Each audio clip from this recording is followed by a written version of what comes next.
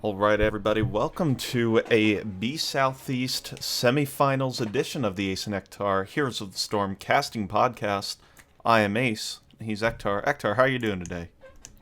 I'm good. I appreciate the reminder because I was definitely still on the Hollow Wife timing 2 hours from now.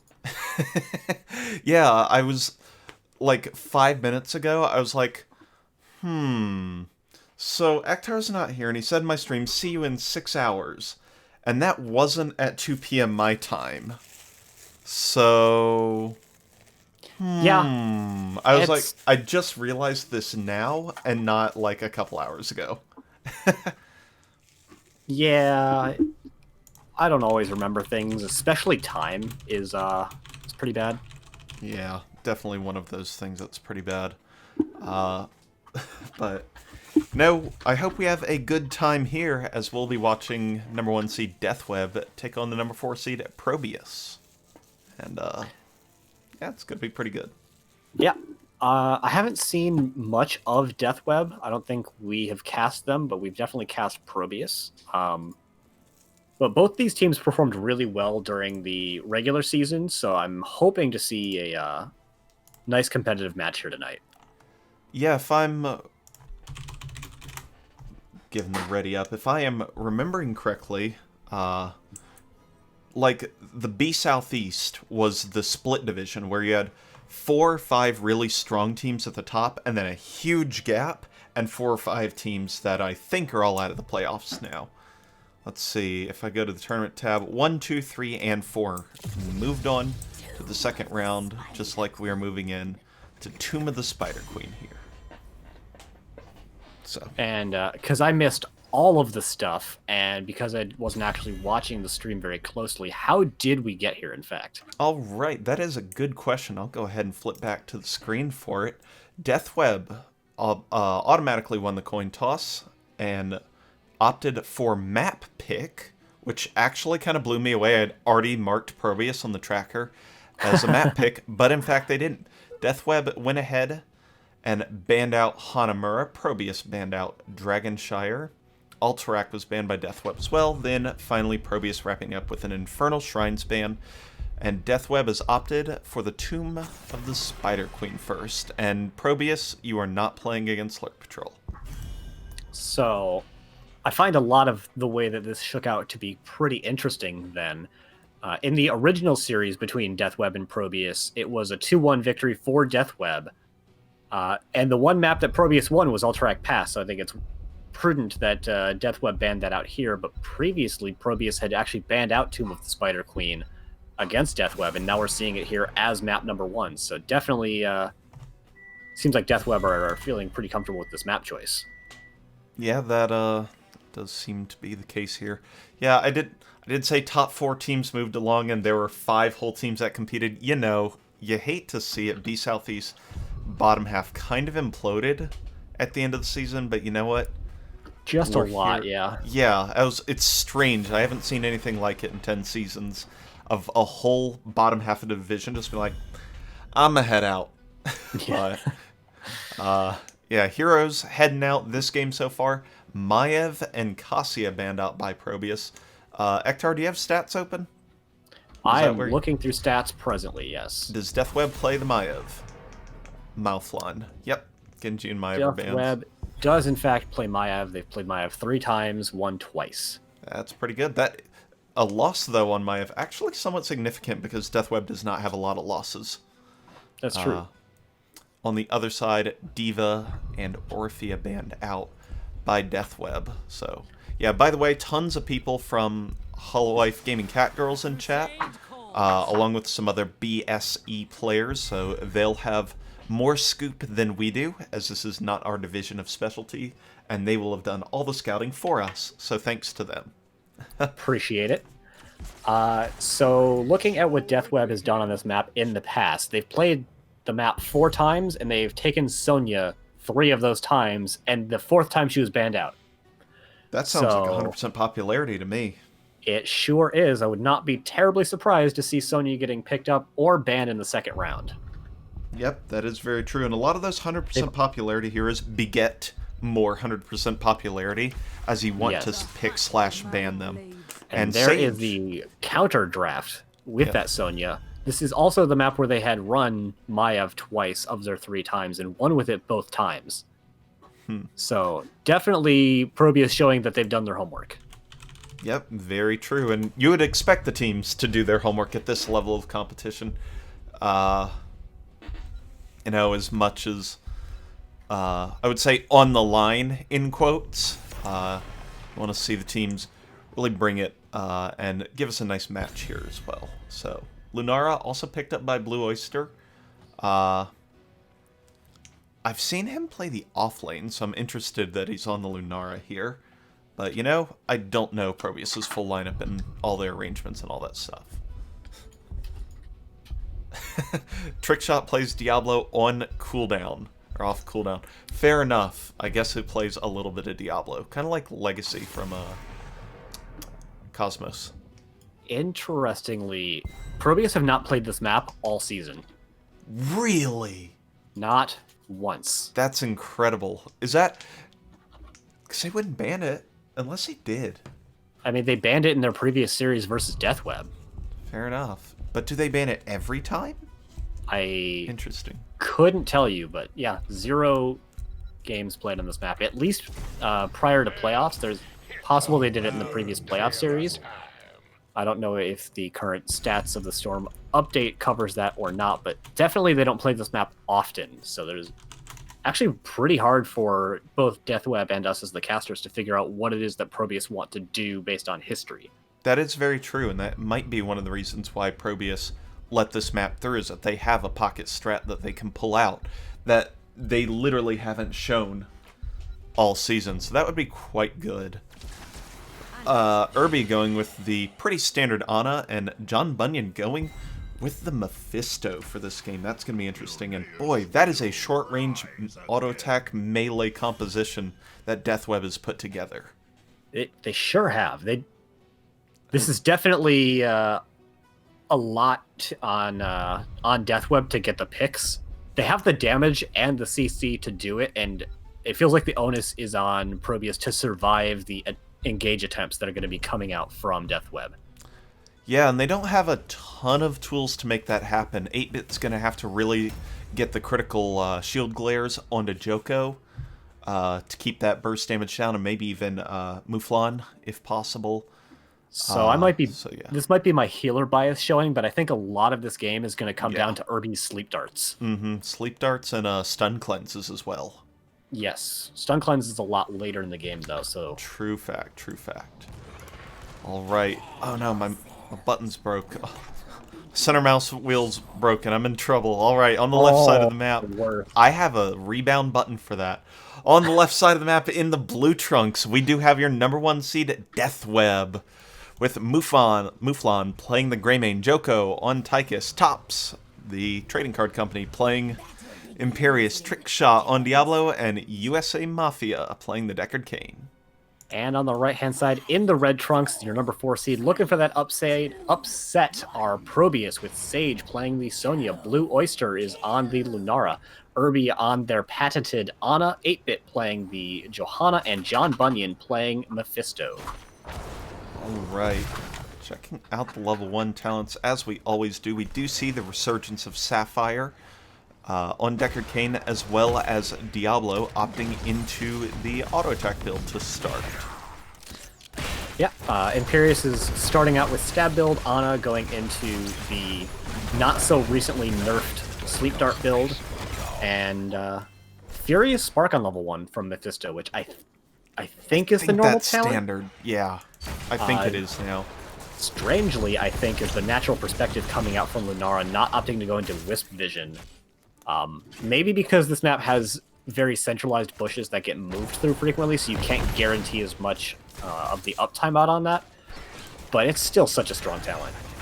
Yeah, I mean, I think especially taking a lot of damage. Yeah, he is. He gets slammed into the wall, but good D shield able to keep him alive, as well as some pocket healing from Irby. But yeah, I think like on this bottom point, the left bush is pretty easy to put a wisp in, and maybe some of these top and bottom bushes, but yeah. Blue Oyster does what it does. It's not the most impactful talent tier. It's not. But really good job by ProBUs in the early game to get the advantage in map rotation. Another flip coming out onto Sonya or Johanna Bashila being able to walk out. That's a lot of damage going into Trickshot, but it's actually Lunara that's going to go down first. Yeah, trying to get the extra damage into Trickshot to confirm the kill just put him a little bit out of position, and now, despite the rotational advantage, now ProBUs is the one on the back foot. And we'll have to see if either of the teams opt for any of the camps on this map at any point. I think that probably soon Mouflon and USA Mafia will rotate to their Bruiser camp. That's my guess. Especially with this advantage, I think it's a good time to go, but they might just opt for the rotations. Giving a quick check down into the bottom lane, Tops is actually taking a lot of damage, and Sage is still reasonably healthy, so I think Tops is probably going to have to tap sooner rather than later.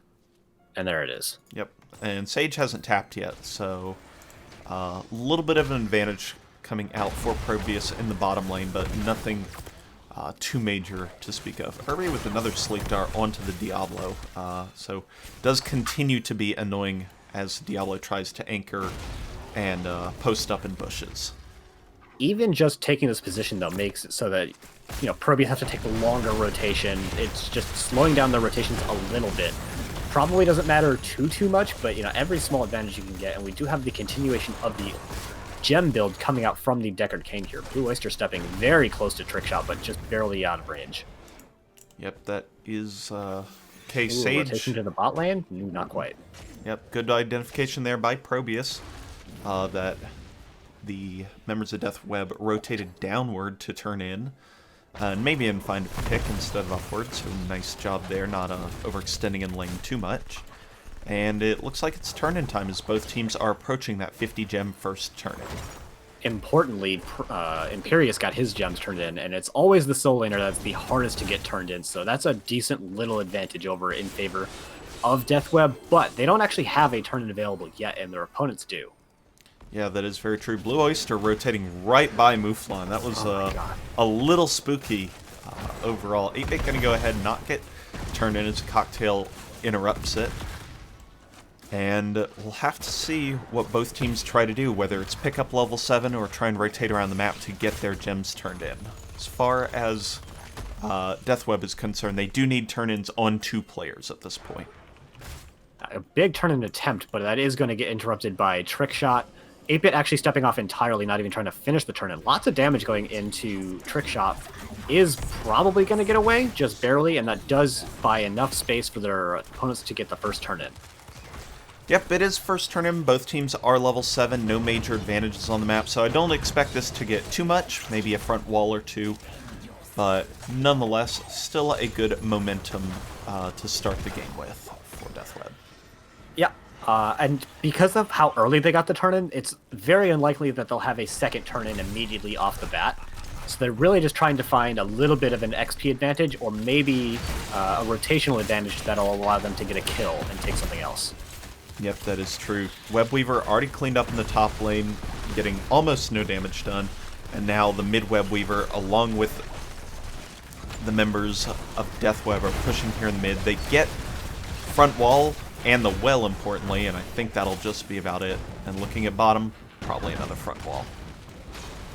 Yep, they might not quite get that tower, but with the rotation they definitely should. And trying to get a stab onto Sage, but just barely misses. Yep.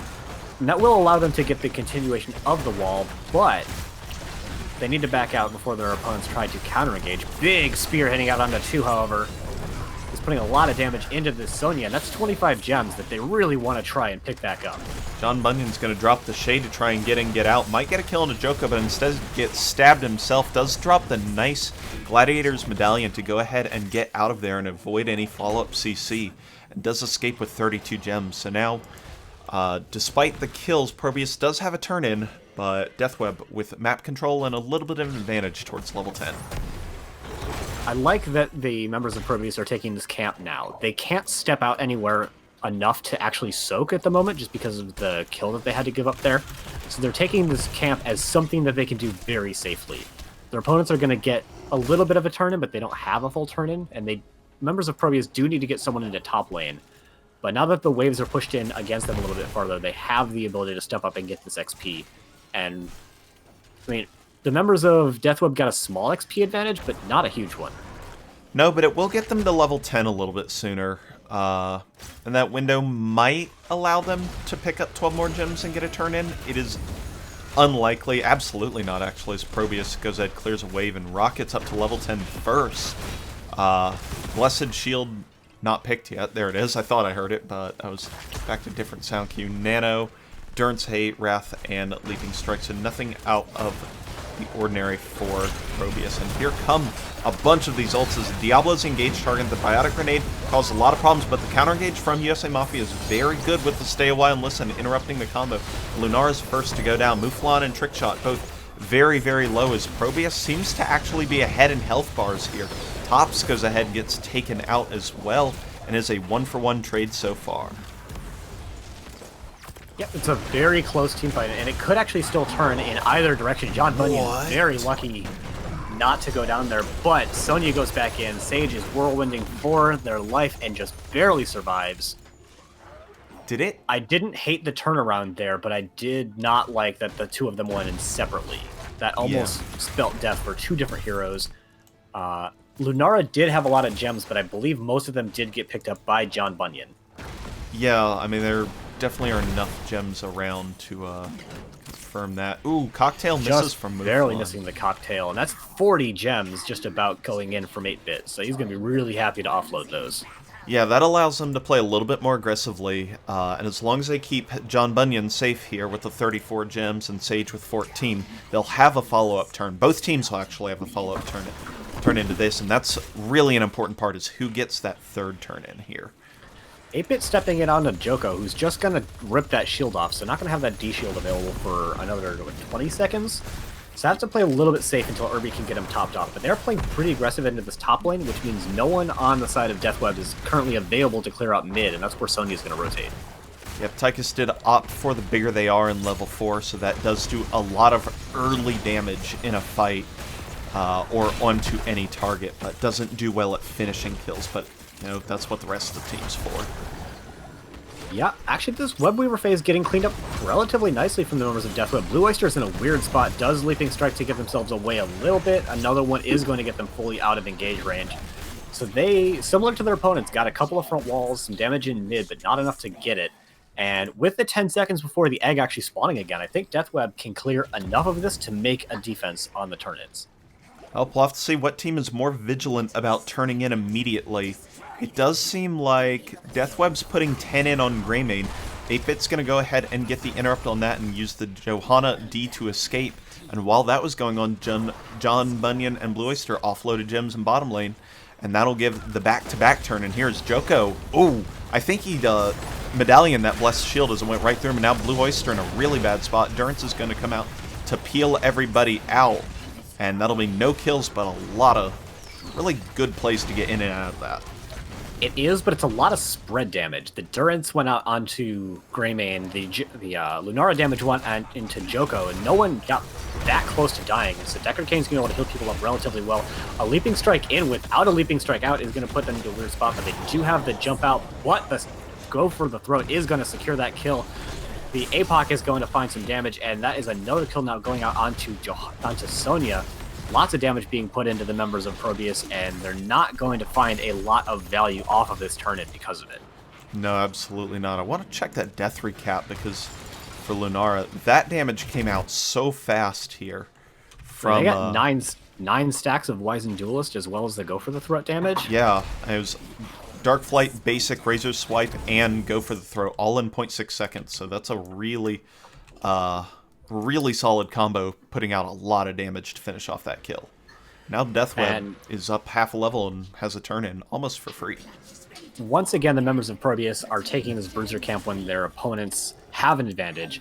Their opponents this time do counter with their own Bruiser camp, and that is going to find advantage in the favor of Deathweb as this turn-in is coming down, but their mid-fort is very low still. Yep, but it will be pushed out. So no threat of it dying, at least in the short term. So that is in favor of Deathweb, of course. And now this is a meaty wave here in the mid. Bruiser camp with Web Weavers and a 5 hero push up maybe a level, sometimes up a level. Coming into this mid fort, we'll almost certainly get it, and we'll have to see if they opt to push it further or head up into the top lane. Yeah, being up in XP like that is, it's like when you're the older sibling with a slightly earlier birthday than your little sibling, and you go, yeah, I'm 2 years older for the next month. That's what that XP advantage was. That's pretty funny. That's exactly me and my brother with the exact month, and it's 3 instead of 2. That's really funny. Nice. So, yeah. Ooh, big engagement coming out onto Joko, but the Bless Shield misses, but the Hui Hui is going to find the kill. Huge darts is going to head out onto Diablo. The counter engage coming out from USA Mafia is going to get a trick shot out for now, but Sage is on the hunt. He's after you, and that is Diablo going down. Imperius does get the shield off, throws the spears at Lunara, but he is getting brought down very fast as well. The leaping strike with extra range from the Imperius Q is going to find them falling as well. That is 3-0 going over in favor of ProBUs on that turnaround. They lost 2 forts for it, but they should definitely be able to pick up that here. Yeah, bottom fort already down. Middle fort probably needs a wisp to stare at it a little awkwardly, and it'll go down pretty soon. Yeah, There's a use the lot wisp of to tank shots here. Please just throw a body at that. Thank you, Sage. I appreciate that. That's fine. As 2 forts now get picked up for ProBUs. They're well on their way to level 16 first. That is so many gems up here in the top lane that John Bunyan is going to go pick up.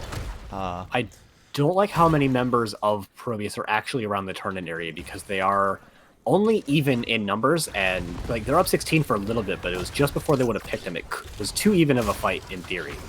Yeah, that is definitely a possibility here. Now it's a 5v5. That's a lot of damage put onto Trick Shot. Yeah, 5v4. Nice anti-grenade comes out at a great time before the potions come through. 8-Bit and Greymane get taken out, but so does Joko. Early in this fight, Tops isn't going to survive as well, but does create enough space for Trickshot and Mafia to get out. And that's 3 more kills for the probes, and they're going to go up right to that top boss, and they'll have enough gems for a turn-in when the whole thing's done. They sure will, as long as they actually pick up the gems that they just killed there. So that team fight started very briefly really good for Deathweb, because John Bunyan was still in the top lane.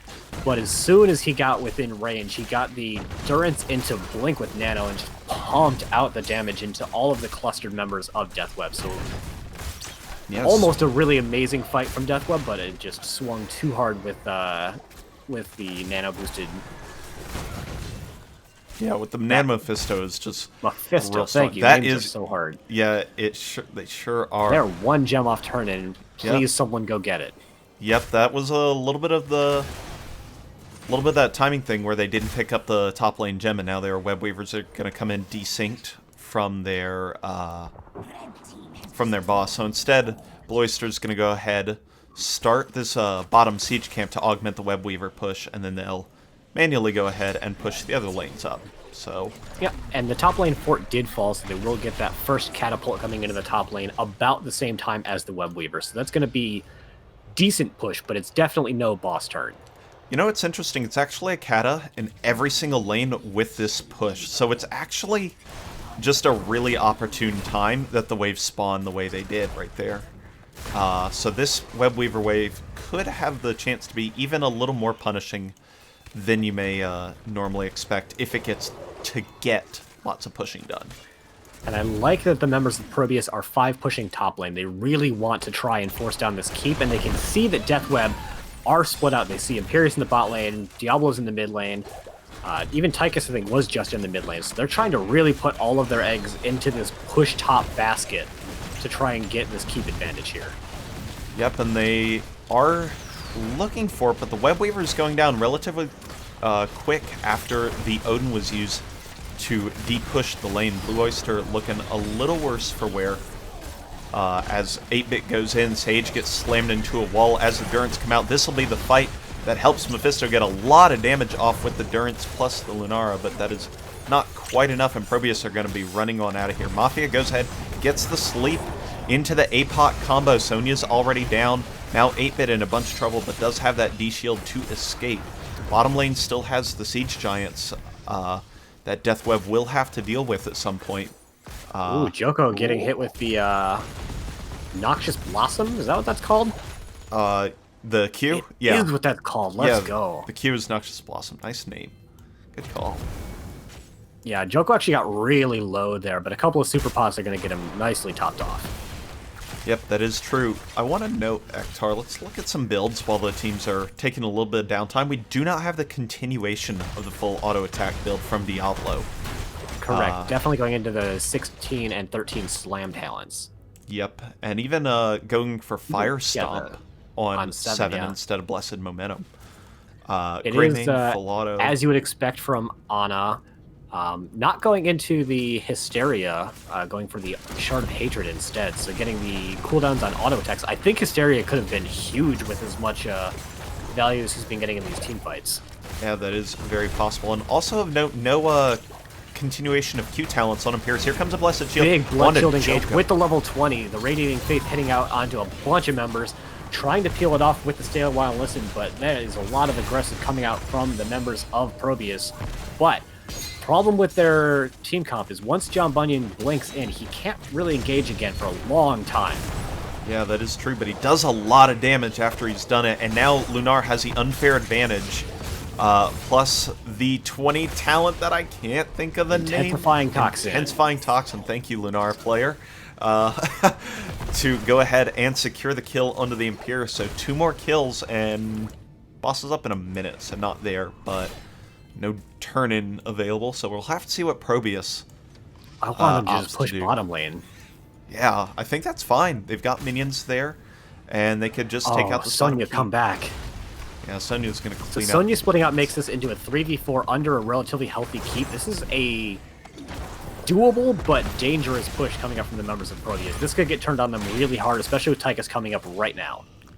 Yeah, I think they're going to get 2 autos from Lunar and have to back off. A little bit of a tough one. I would like to see I understand Sonya why under Sonya that. rotated out. Yeah. There was that Berserk camp, but it was still like at least one full wave away before getting to the front wall. I think it was just a little bit too conservative of a play coming out from ProBUs, but I'm bloodthirsty for buildings, so that's just me.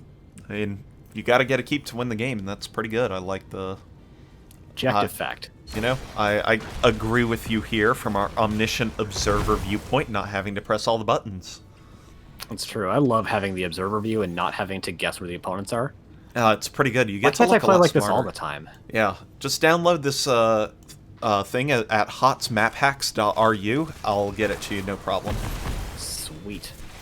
Both teams taking the very conservative play and just clearing their most pushed out lane. Members of ProBUs are in top, which is where the boss is. And Wisp is going to scout out the turn-in coming in. Their opponents look like they're going to try and prevent the turn-in, even though there's not a full turn-in. Not even going to try and prevent it. Going to try and find a pick out onto Imperius and Greymane, however, putting a ton of damage into Mouflon. Sonya is in deep with that silence. It is going to get turned around upon with that go for the throat. Trickshot and Tops are in a bit of a weird spot, and they're getting chased down by 8-Bit and Blue Oyster, but they are still 5v4.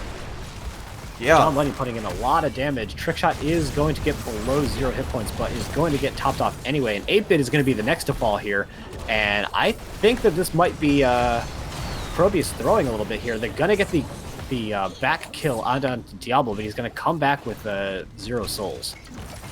Breaking those souls is a good thing objectively, but they also need to not lose here, and it is 5v2.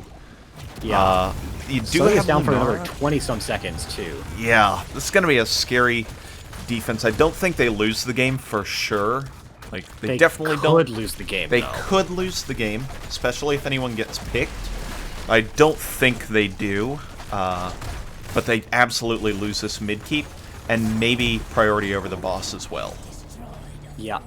Oh, yeah, they should definitely run for boss right now. It's still 24 seconds until Mephisto comes up. I would love to see them just run at boss. Yeah, absolutely. It does seem like ProBUs is hitting these kind of engages, trying to blow up a target.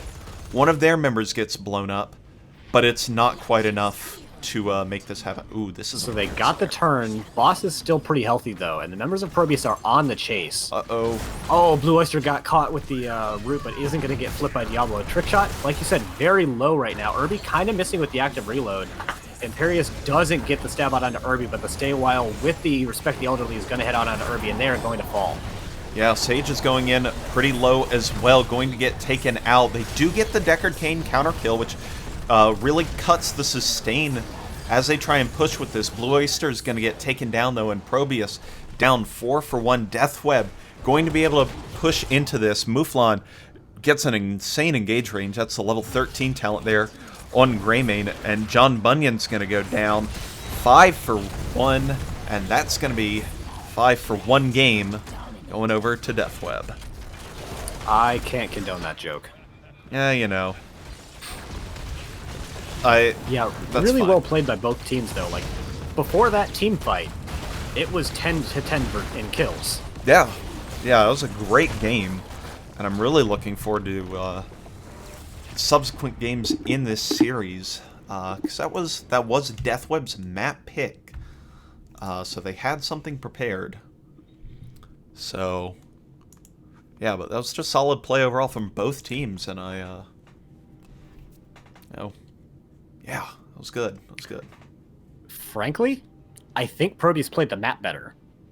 Yeah, I think that they rotated better. They took camps more often. Yeah. I just think that they took a bunch of fights quickly and didn't get kills off of them. Yeah.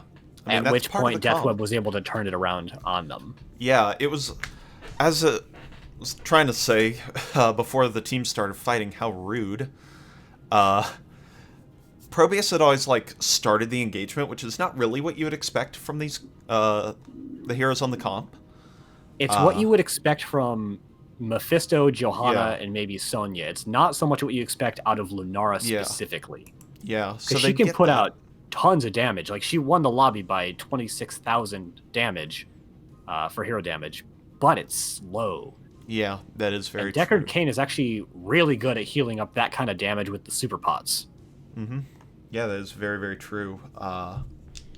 Yeah, so after they'd go in, somebody would get blown up on ProBUs, but Deathweb would be lower in total health bar value.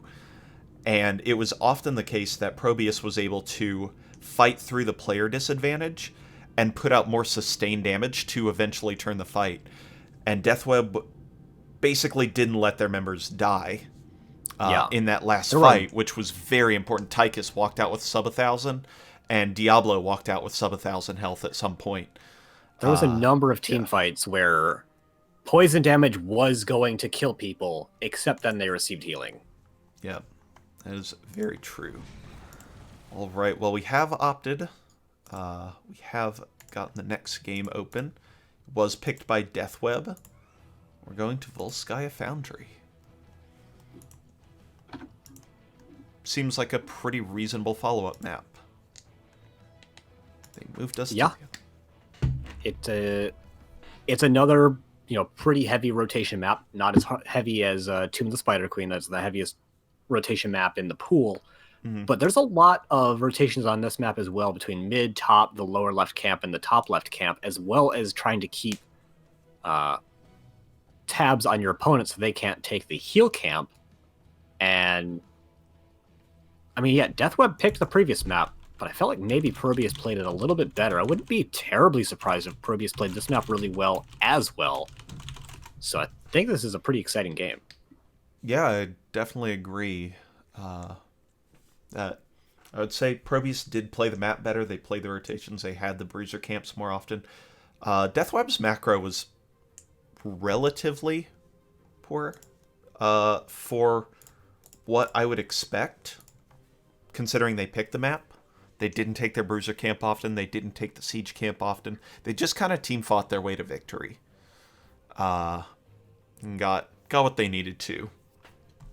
So, yeah, I'm curious to see that strategy works well on this map as well.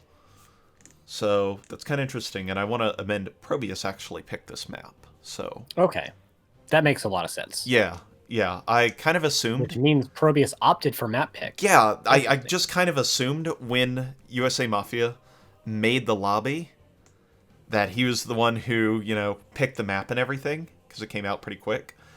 But no, it was the probes that opted for this, so interesting.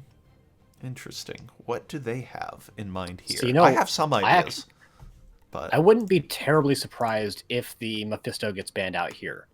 But if it doesn't, I think he's an even better hero on this map because of the stand and fight locations that happen every couple of minutes on this map. yeah, I would tend to agree there. Like that, we saw it a couple of times, especially in some of the later team fights, where Mephisto blinks in to get his damage from that safe range that he has. But if the opponent's disengaged, as soon as that blink finishes, it's a long time till he can get back meaningfully contributing to a team fight. Definitely. That is a very good point there. Another viable hero on this map is some of the long-range mages like Chromie, who can control space, or rather can punish opponents for controlling space on the point really, really well and have good kiting capabilities. So that's always a possibility on this map, unless it gets banned out. I do love a Chromie on this map. Yeah, it was one of my pocket picks for the last 2 seasons we played in, where it was often just kind of what we did is do a poke double mage comp on here and all that. Ektar, can you play these games for me? They're a little too intense for my tastes. That's pretty funny.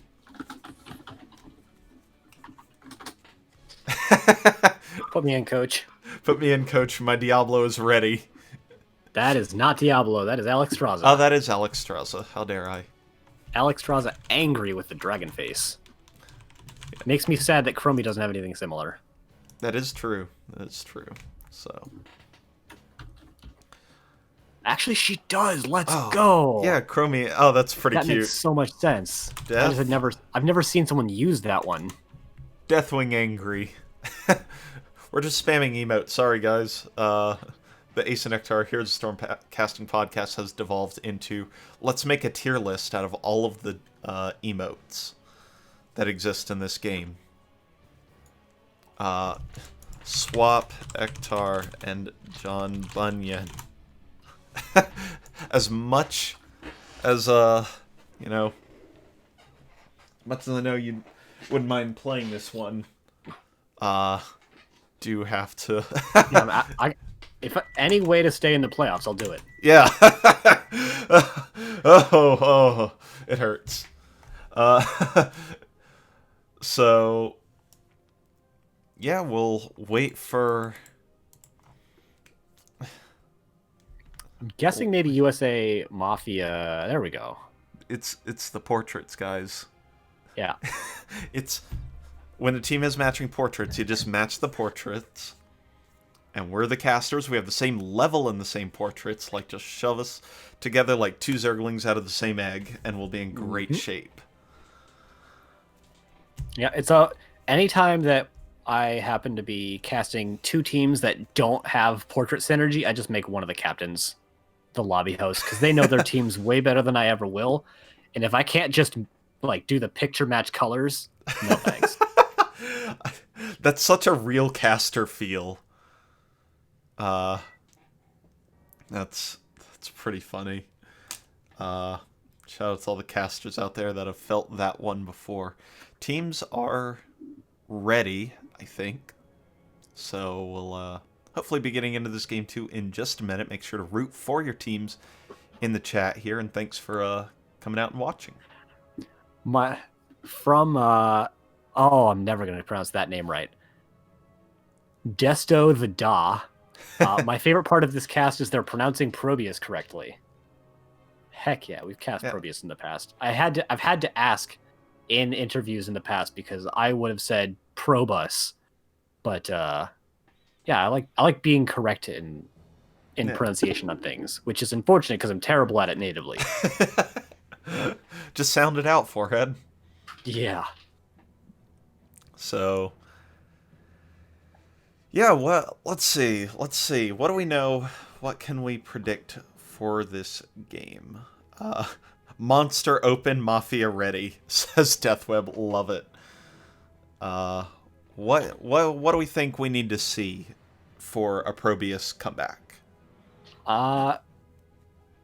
Just a little cleaner on the team fight? It depends. Okay. on how they draft this out. I would like to Okay. see them, because I felt like their comp was trying to do two different things in the previous game. I like to see them do one thing with their damage dealers, and then just do that thing.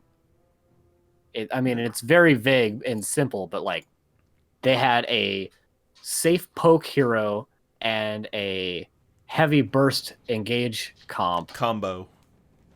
Mage and and Mephisto. they can do either of those things, just not both amazingly. And I think they'll be in a really good spot because they had the rotations, they had the camps, hell, they had the team fights in a lot of cases too. So I think if they just tighten that up just a little bit, I think ProBUs will be in a really good spot to take us to game 3.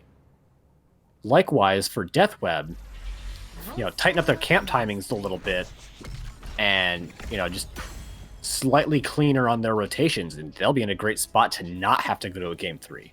Yep. But as casters, we are obliged to root for game number 3, as we always do on almost every channel. Like, I mean, really, the only what time that we have to don't do. is in a best of 5. Or when we're playing. That's fair. Then usually we don't want a game 3. But Unless we lose game 1. Then we're real big fans of game 3, more than usual. But Diva getting banned out, which is not a surprise. Even after getting hit with the nerf bat, she's still quite powerful. Speaking of quite powerful, Ektar, Gaz, no pick, no ban last game. I don't think that's his best map. That's fair. I won't argue that. I think this is a better map by a agree substantial margin, and I would expect to see him get picked or banned. Yeah. Do either of the teams have a Gazlo game? I don't know. Let's find out. Man, this feels so familiar. ProBUs do. I'll let you know in several seconds that Deathweb do as well. Between them, they've played Gazlo 5 times. So there's a capability. For sure. There is a possibility.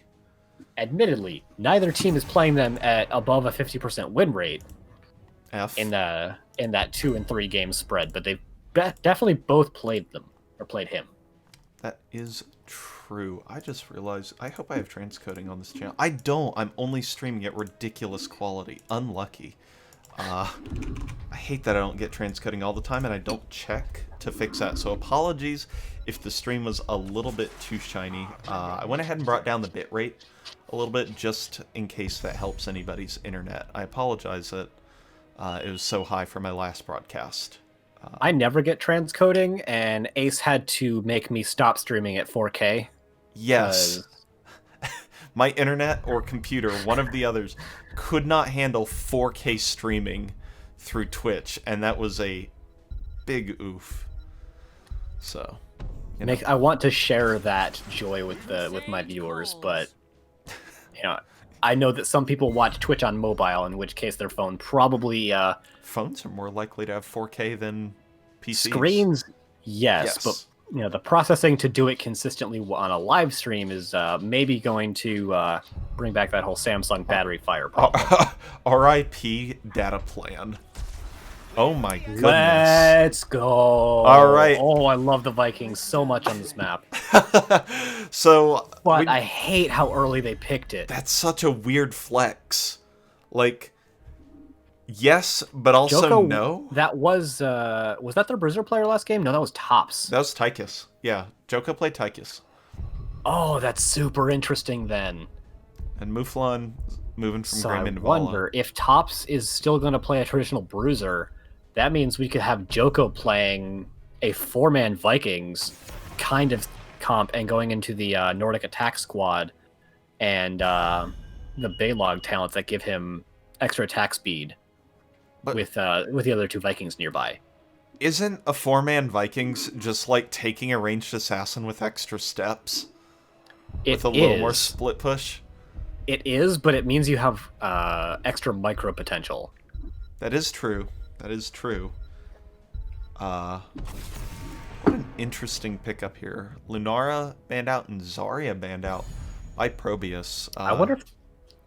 the Lunara, I think, is just good against the comp that Deathweb are currently working towards. I think that's just It's both a target ban and a composition ban. Yeah, I can believe that. I like the Zeratul pickup, actually. He's going to Viking hunt, and he has great scaling into the late game. And John Bunyan, leaming against Vikings, enough said. Zeratul can delete a tiny target. Let the games begin. I think this is smart, too. So even if they were potentially planning on having tops take a traditional bruiser, Oh my god. rotating him into the Medivh means that they're going to use the Vikings for split soaking, which is going to be harder for the Leeming to get value on. Yeah. But it means Vikings are going to be split, so Zeratul is definitely going to be hunting them. Good lord. So, there are two ways to deal with the Vikings, mainly. And one of them's push them down, and one of them's kill them and abuse the fact that they're dead bodies. ProBUs is going for the dead bodies approach. Instead of the push it down. Leeming and Zeratul, not the best push it down, run it down, siege heroes. That would be stuff like Greymane and Sylvanas together. I do wonder if Zeratul is going to be in the bot lane, they're going to have Deathwing in the 4-man. I doubt it, but otherwise their wave clear is actually kind of meh. Like, they have Johanna, which is a huge augment to their wave clear, but Zeratul is okay. Leeming is less than okay. Yeah. Zeratul and Johanna together, though, can do about 90% of a wave at level 1. And that means you're not enough. putting pressure on things with the Zeratul. Zeratul's not doing anything for the first 7 levels. Chat's catching up. This is spicy, and what the... So, yeah, we'll have to see how this spicy draft shakes out with Deathweb being the ones picking it in the blue trunks on the left. We've got Mouflon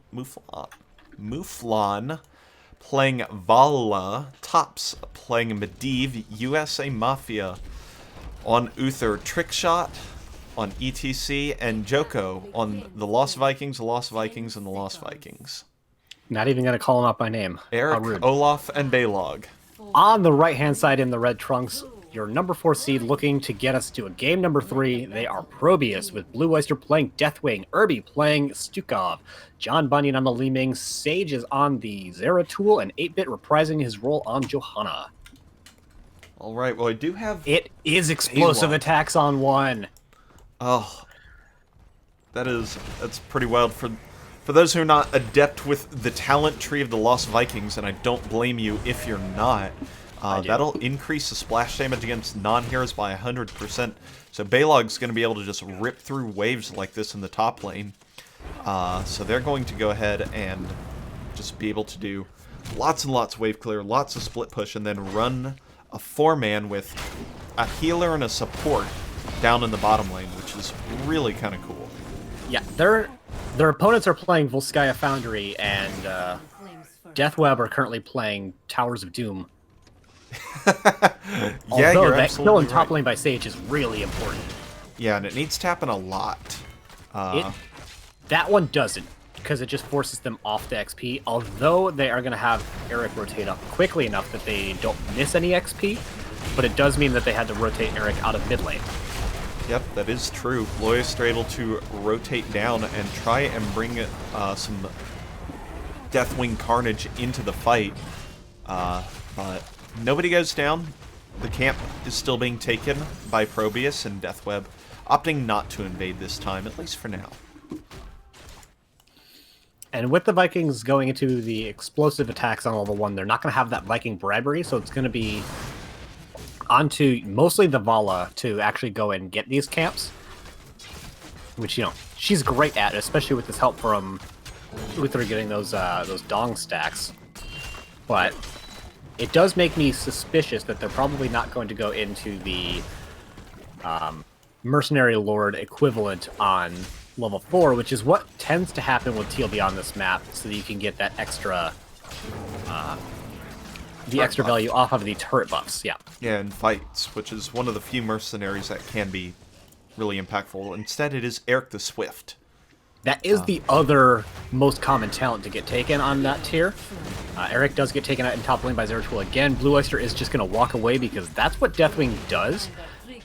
Eric the Swift is really good in these point control maps because as long as he's moving, he gets extra health regen. So it can be really difficult for some heroes to actually kill Eric if he just doesn't stop moving. Zeratul doesn't have that problem, however. Yep, that is very true. He's just going to go ahead, freeze out the lane a little bit, and let ProBUs' minions basically just stay behind. So now it's going to be interesting decisionary time. Who's going to stand on point? It'll be a Viking to start, of course. And when does ProBUs choose to take a fight, and does Deathweb give them that fight? Do they get level 7? We won't know for the next couple seconds, minutes. It is unclear, but, yeah. Oops. There's a Viking ding. I think that was up in the top lane.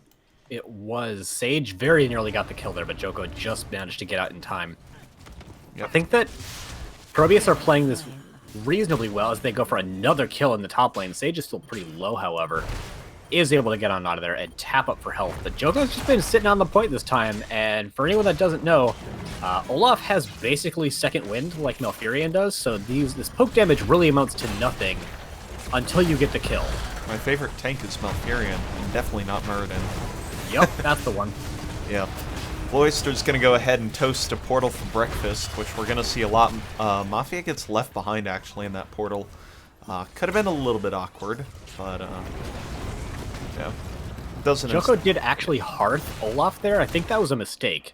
He would have been full health by the time he would have rotated back here. I think that just slowed him down unnecessarily. We do have the level 7s, and it is going to be spin to win on the Vikings, so not going into the full Balog damage build and going for the much more traditional, actually picking to have active abilities.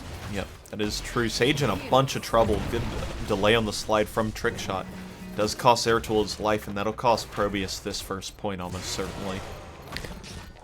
Yeah, we do have Leeming going into the full orb build, so if they're able to get the resets and the extra damage, could maybe find something, but definitely don't want to try and step up into it with 4 versus 7 potential bodies. Yeah, very, very true. Zeratul also opting into the aggressive deletion build so far, where you burst down a single target rather than going for the Void Prison Q build to start. We'll have to see if that continues to be the case as we go along. So, yeah, interesting decisions from the team so far to adapt to this little wacky draft. Trigolov's going down fast. They're not actually going to get the well here without putting themselves into a compromising position. They do have numbers advantage in the top lane here, but yeah, it looks like this Trigolov is just going to go down, get the front wall, but maybe not get the well, especially if it starts to heal up. Oh, the shield got it up, but they were able to poke it out with that gunner damage. Yep. They retreated to a safe spot, waited for those cooldowns, and called it good. So, nice job there by Deathweb, grabbing the true objective of Volskaya Foundry. The wells with Trigolov until Trigolov. Yeah, that's why Diva's OP, because she can just tap from anywhere. That's very true. Wonder if she has any noticeably higher win rate on Volskaya because of that. Almost certainly not. Level 10's getting picked up now for the members of Deathweb, a little bit before their opponents, as you would expect from having the Lost Vikings, as well as winning the first objective. So they're going to have the Polybomb, which is an interesting pickup here. The Random Vengeance. We got the Divine Storm, the Play Again, and to be determined, probably Mosh Pit. We do have Wave of Force coming out, so it might be a hold to get Stage Dive later, but, like, you already have Vikings, just take Mosh Pit anyway, question mark? I don't know. It seems pretty good. I do find it interesting that they opted for Polybomb, not, Ooh, actually gonna check this for just a second. Bless Shield does come out as aggression time for ProBUs, but the members of Deathweb do retreat to their lines. And Stage Dive does get picked up. Yeah, I'll tell you what. There you go. Polybomb's so interesting, though, because you can time stop Deathwing, one of the few things that affects them, and I think that would be really effective, but instead of opting for that CC. So the members of ProBUs are really just kind of letting Deathweb play their game right now. They're rotating like their opponents, and they're not able to take an advantage of having extra, not bodies, obviously, but extra kill pressure with their, more centralized damage on their heroes. Sage is going to check that camp and is going to get found out. He's going to have to use some blink to get out of there. Polybomb's actually going to keep him in there for a long time. He's able to blink out, but he's really low, and it looks like, ooh, just barely going to survive. with Irby healed, though 8-Bit is maybe going to get sacrificed for it. Ooh, both of them Barely. escape with a tiny bit of health remaining there. Polybomb, I guess, being used as a Brightwing-esque point-and-click CC for the Zeratul, which I will not Polybomb argue. is still just a polymorph. It's Yeah. an incredibly powerful ability. It's just, not as good as polymorph. Yeah, I mean, that's very true, and as long as, you don't need it more than once every 40 seconds or whatever you need for the cooldown on 16, it seems to be fine. So, doubt it a little bit, but I kind of like it. Here comes a Cataclysm over the top into the region camp area, and ProBUs are going to take full control over this area. We do have the first Viking in this teamfight going down, so that is going to be a Ming set. The Polybomb is going to hit out onto 8-Bit, but doesn't spread to Blue Oyster because Deathwing isn't about that life. Big damage actually coming up from that last orb onto Trickshot, and that was really well done by the members of ProBUs. Not able to actually find that Olaf in the top lane, though. Yeah, they did a great job, though, in the team fight, being disciplined on their cooldowns, making sure to not get caught against the Polybomb like earlier, and instead just taking a good, clean fight overall. Possibly was it down 13, I don't remember exactly, but they ended up picking up the region camp, and that's pretty good. Sage are going to pick up that nice 40 kill in the bottom lane, but that is the well going down for the third objective phase. That's what this And then trip-off's supposed to do, though.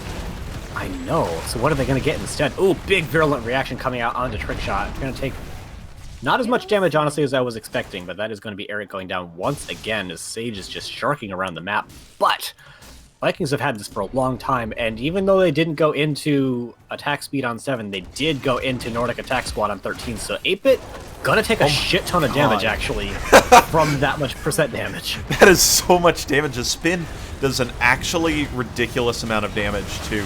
USA Mafia actually in a very awkward spot. Multiple Vikings going down, letting John Bunyan shell more from range, and now Mafia gonna get taken out. We'll be able to heal up his team, but it looks like aggression is still the order for against Mouflon. Nice blink out by Sage is going to cost Trickshot his life, and now ProBUs have full control over this point, and it's going to be hard for Deathweb to recontest anytime soon.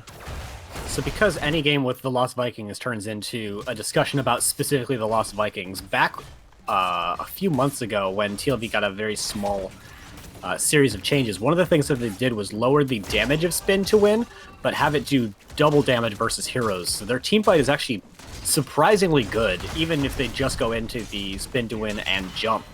But Nordic Attack Squad, you saw just the raw auto attack damage they were able to get with just the 3 Vikings attacking, plus the spin to win doing 100% bonus damage. And 8-Bit's in an awkward spot. I don't know how he's going to get on out of here without the help of Irby, who does show up just now. But now they're in an awkward spot, going to get stunned and Polymorph to hell. They even get the thread Polymorph onto 8-Bit, and I think that ProBUs, they had a really great spot, and they just tried to do too many things out on the map at one time, trying to counter what the Vikings were doing, and just got rotated on and died a lot. Yeah, ETC had the stage dive available to make that recontest happen a little bit sooner than ProBUs was expecting, so stage dive value indeed. Ooh, nice stun there from Blue Oyster onto the portal area. Did cost Medivh about half his health bar. And John Bunyan going to be opting for a whole bunch of damage with these orbs onto the Triglav. So, yeah, both teams approaching level 16 as this Triglav is free to push whatever it wants. No obligation to get the bottom well that doesn't exist anymore. And there is also a Viking in there, so there is one additional real hero on the map compared to a normal Triglav phase, which is one of the things that is very threatening about the Vikings on this map. Yeah, the hardest part about this map is Zeratul is playing a good janitor of the Vikings. I think one of the hardest parts is being able to push with a Triglav 3v5, but also having the Triglav. Like, you can easily just get straight run by and just blown up, depending on who's in there, or you have no damage. Like, it's a dangerous thing, so having the Vikings in there is really good. A lot of damage mitigation coming out there from tops as Sage went in for that engagement. Deathwing is going to find the finishing kill out onto the Triglav and actually get a decent amount of damage into Trickshot as well. But that's 16s for both teams and not a significant XP, actually an XP detriment for the members of Deathweb, and that's really not what you want to see with a TLV comp. Yeah, Kind of falls yeah. off after level 20. Yeah, and you know who doesn't fall off after level 20? Zeratul. Zeratul. Yeah. I mean, he's got 16, so he's got that Sentence to Death talent. And at 20 with Twilight Falls, you have to be terrified of Zeratul in your backline with a Vorpal Blade, because he is going to kill everything all the time if you're not very careful. Trickshot gonna stage dive into the top lane just to exist there sooner. But, Not gonna lie, a little disappointed that there wasn't a virulent reaction put out onto him from that. Yeah, not gonna lie, big... Oh, that's a huge bellowing roar. That's 6 people. That's really funny. Man, Blue Oyster is too low to really continue this fight for ProBUs, but oh, that was such a good bellowing roar. And then it was a 6-man stun right after it, which is really funny. Just seeing that come up. 8-bit is not subdone. How? Oh yeah, because Vikings haven't been in a fight yet. I mean, that was the first time. Now. That was the first time it's happened, and no, that is the case. Tops floating above the turret to scare the team. But instead, the engage is onto Sage here, who is never out of blinks because Zeratul. All Zeratools that aren't me have one more blink than expected, and I have one less blink than expected. That's the tale of a so bad Zeratul. you have a net -2 blinks on the average Zeratul. That sucks. Yeah, that is pretty bad. You know, that's just what happens when you only realize the E button exists on your keyboard and that's it. So, yep, it is group up time for the Vikings as they're going to go ahead and start just roaming around as a 7-man death squad. Yeah, and that, again, is so much percent damage. Ooh, Mouflon taking a huge orb there. As it is, again, and still full orb build coming out, although going into the Illusionist and not the glass cannon because John Bunyan's a coward. Or maybe, and just maybe, I'm going to throw this out here, Ektar, maybe he doesn't want to be stage dive full comboed. That's it. I mean, just blink out of it, forehead. You know what? Okay. So, level 19 for both teams once this point comes unlocked here. And Eric going to be taken out early. Sage actually going to go ahead and duel all 3 of them and picks Eric out as just one here. Do you want to know? That's actually a huge pick-off, because killing any one Viking turns off their percent damage. Yeah, it's a big deal. It'll cost them play again, or they're just not going to have percent damage here. So, Sage is running away from Joko right now. That's really funny. I mean, I don't think he probably has to. I think even just like that, I think he 1v1's only Baylog. Because Olaf did rotate down to the bottom lane, so he can hold this point as he's been so good at doing this whole game. Standing there, not issuing any commands at all. But that is going to be now Baylog going down in the top lane. Probably going to see that play again committed sooner. I guess not sooner. Looks like they're going to do it actually a lot later as their opponents are picking up the heal camp, so they'll get another one. There we go. The play again does get committed kind of late, I think. But, you know, better to have the 3 Vikings on the map and get that cooldown rolling now. Yep, that's true. Although if they lose Baylog or Eric here, I think it'd be really prudent for them to rotate back and just get the Viking kills. Goes for the Vorpal. Wow, he was in and out so fast it didn't even matter that Benediction was popped. That is a lot of cooldowns used. Or I guess it's only Nerazim. Might have Nerazim popped. I thought they committed Blessed Shield to that, but they didn't. That was just a Deathwing stun. And because of how late it took to actually pop the play again, it's still 55 seconds till that comes back, and 40 seconds till Olaf is up. So there's no percent damage, and therefore no team fight damage really coming out from the Lost Vikings. Like, they still have the spin to win, but it's a lot less threatening when there's no damage that they have to follow up with it. Yeah, and Baylog's and you can see because of that, Baylog's off in the top lane. They do have level 20s for both teams now. Oh, big damage coming out into 8-bit. Drop that item before you die. Doesn't die, but also doesn't drop the item. I think he probably just should early. Yeah, I mean, you've got 2 of them. They don't stack. There it is, the Biotic Emitter gone down. The engage is on Blessed Shield. Probably going to be used soon Bellowing Roar goes out. Doesn't really connect onto too much here. Trickshot going to stage dive into the middle of this, onto the point, connecting with nobody. Zeratul, master of this point because he has so much mobility, is going to pick up the Medivh kill. Trickshot in a bunch of trouble. Zeratul going to be Benediction down. But doesn't matter as much because ProBUs takes this very important third Triglav, and that thing will punch this whole fort and probably half a keep. Balog will get top keep if uncontested, and so far no one is looking to contest him. It looks like the members of ProBUs just want to try and end through bottom with this Triglav, and they can maybe do it, but if they don't, they do lose top keep. Deathwing's going to go land up here. But doesn't even matter. No, it's too late. It is too late. Deathwing is too slow. Top keep is picked up here. And ProBUs aren't even going to go for bottom keep. They're just going to go for forts. Yeah, Vala's strong Maybe. with that. They are unsure of what their intentions are. Yep, just taking an alternate rotation path, as you may think of it. I mean, Vala's terrifying with the Farflight Quiver. And again, Johanna's got nobody to join with her because everybody's in the Triglav. That's one of the hardest things about this. And with the Manticore, Vala's going to shred this Triglav Protector.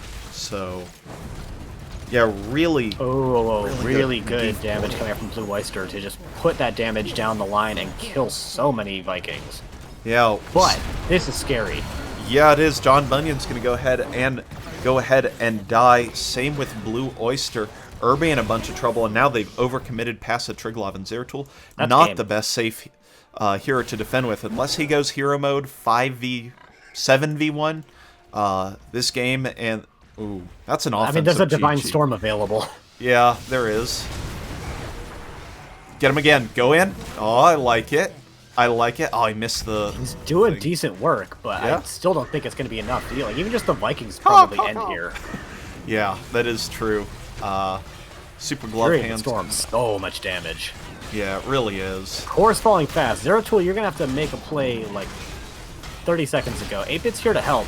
Starts putting the damage into Vala, but does find the Vala. Very nice. It's blinded by the light, helping to keep him topped off, but that is still going to be the game going over in favor of Deathweb, taking our series 2-0.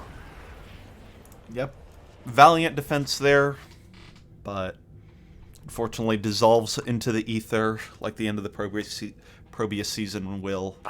But that's got to be such a feels bad, man, too, because they took that bottom team fight pretty convincingly. Yeah.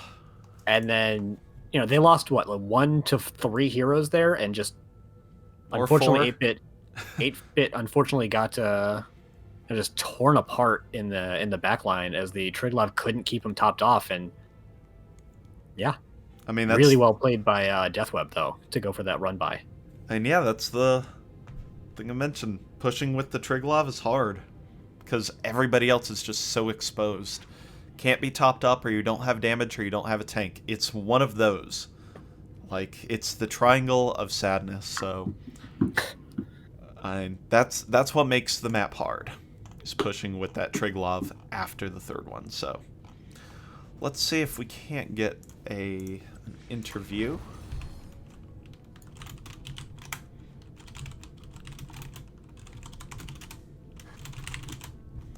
With Captain of Deathweb, and we'll see what we can do there. As I totally forgot to put up the final score screen. Better late than never. I didn't put it up at all. No, I just exited right on out. The stat screen? Yeah, the stat screen. I could actually like zoom the replay while we talk to Mafia if they're joining. But I'll go ahead and move to lobby 2 and shut the game up and see if I can't get to that screen.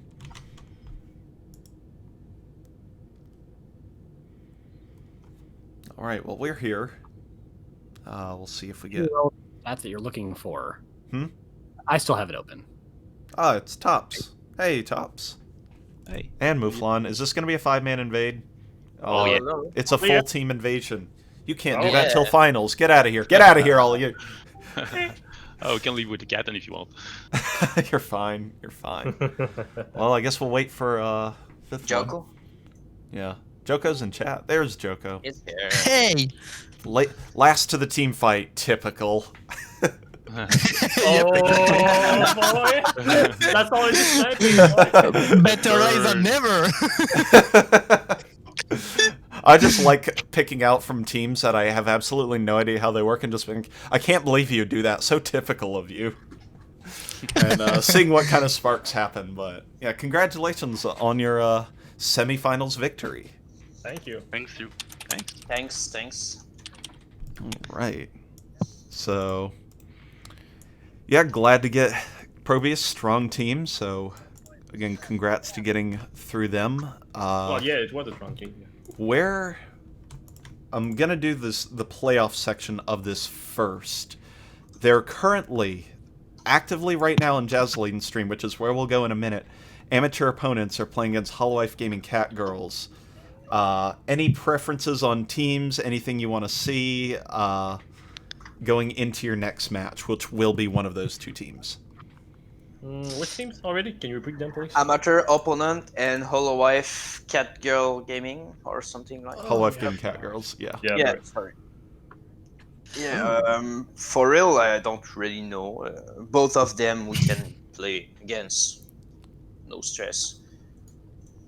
Fair enough. I mean, we just proved that we can play against everything, so I don't. Yeah. Both are good, but it doesn't change much, to be honest. Yeah, I mean, you did literally go through the entire season beating every Yeah, single team. that's So, my point. yeah, it makes sense. I wanted to stay gentle, but yeah, that's the point. And you did get the 2-0 victory on both of them, so neither of the matches, at least by score, were closer than the other. Oh, we did 2-0 on Hololive? Oh, Yeah. right. Yep. Both of them we do a domination here. Nice. Yeah. Yep. We lost one match against ProBUs and one against Phoenix Rising during this season. Congratulations on your promotion to Div A, by the way.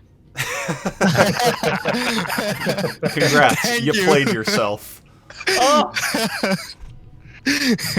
Yeah, it's our first season, so like we have to begin somewhere. We didn't know how we would perform as a team, so we just guessed that the B division would be a nice place for us to start.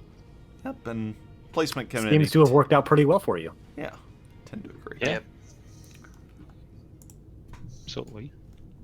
So, you've got to be kidding me. So game one, you choose to go Tomb of the Spider Queen, which kind of blew me away because teams just don't opt to go 2 maps in 2020. Like, Yeah. you are taken to maps. You don't Yeah, go we to maps won. in 2020. well, nobody practiced them, so yeah, why not? Fair we enough. really want maps, and each game we played, every time we lost the coin flip, it's like close to 100%. The enemy team just take first pick, so we were fine. We want map, so let's go. Yeah, we also like to have the last pick. That's true. You get the off-lane match. Yeah, everything. We got like also the first combo pick at the first pick, like the first 2 pick. Like we do got the think combo that- pick. Yep. I do think a lot of teams are underestimating the power of last pick. as Yeah, opposed to surely first are. pick.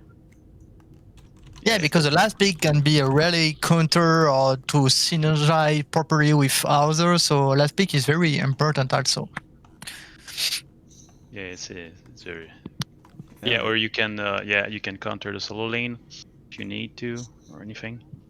Fair enough. Yeah, having that uncounterable last pick is not a bad thing, and it's really the best part of the drafting portion of that, of course.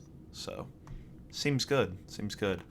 So game one, ProBUs played it pretty close the whole time through. Yep. Grabbed a couple Oh, late yeah. game team fights, and eventually you found your way into a nice little team wipe at the end before they're all regrouped.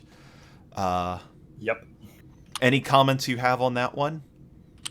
Well, everything was played on that last fight. Like if we lost like 3 characters on that fight, we would have lost anyway. So we had to give everything.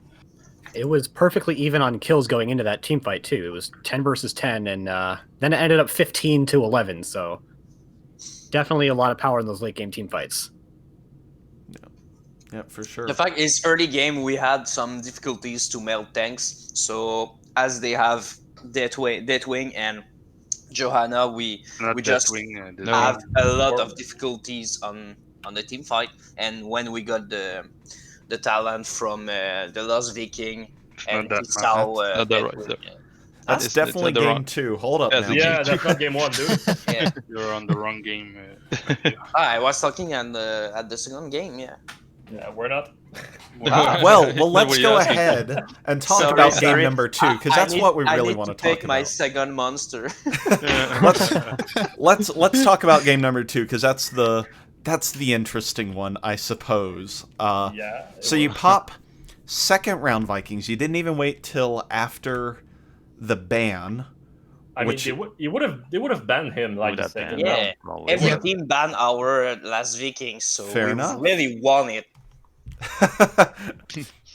Other teams take note, although they can't right now because they're playing. So Ooh, know. rude. spill the beans quick. So we you don't got care. Vikings, and then you go, you know what, this draft isn't neat enough. Let's go into Medivh with it too, and just Yep. let Mouflon do a full hyper carry Vala. Yep. That's a spicy draft. Yeah, it is. Every time Yeah. Zeratil wanna go in, we just stun him and he can't do shit. You know, actually, they snipe the Zarya because usually we play Zarya with the TV. We like a lot because we can put a lot of pressure on the lane. But when we saw they already picked the Zeratul, so Medivh with Polymorph was a fine choice as well. And they had Liming. Liming, you can easily see the orbs coming, so you can protect against the orbs. Yeah, so we and- just figured that. And To be fair, they didn't have Leming yet. I think. as I'm playing we did. Uther, I can saw the damage coming and just heal to get armor to my allies. So Fair enough. Fair Well, enough. to be fair, like really, Uther is not even in our normal temple, so we just got But- blinded yeah. to this. But yeah, but we need CC with a yeah, we TLB, needed to so clearly, but still. when I saw we gonna do Medivh, I was I'm gonna go Uther. And yeah, when you said Mouflon went Vala, I had no choice really. I really didn't know what to play. Like I didn't have Cassia.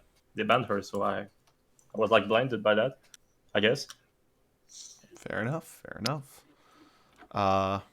So yeah, I mean, you're able to minus a Zeratul, destroying Vikings in lane. You really didn't have too many problems with them in the fight. So I definitely agree that the Uther Medivh worked to Yeah. shut him down with the polybomb. I think that was a unique pickup and a good circumstance to do it in. And It was awesome. yeah, you played it well. If there was one misstep I feel like that you had in that game, it was just before the third objective fight, losing one of the Vikings with play again down meant that you didn't have that percent damage to melt the tanks like you were talking about before. And consequently, they took a very good team fight and won that objective. So it was really actually kind of shrewd, I would say, for your team to actually fight past the Triglav and get the snipe out onto the Johanna after losing the objective, and that worked out really well for you. I don't think that ProBUs respected that as a possibility, so that was a really smart play after unfortunately losing the objective Yep. Yeah, on the top lane. Bot lane. in bot lane. Yeah, Bot bot lane at the end. Oh, Well, we're Yeah, talking it was- about the good side of us, but I said, yes. I said you can just melt her because she's alone and the robot is way in front. So you Yep. did it. Yep. That's it. Very Yeah. true. Well, I think a lot of teams, once they win the Triglav, they feel safe. And that's your not safe. team definitely showed why you can't just autopilot push with the Triglav, because there's still an enemy team to deal with. That's Yeah. what I was saying in the game. I was like, where's the robot coming? He's flanking for real to go tower. I was like, go in.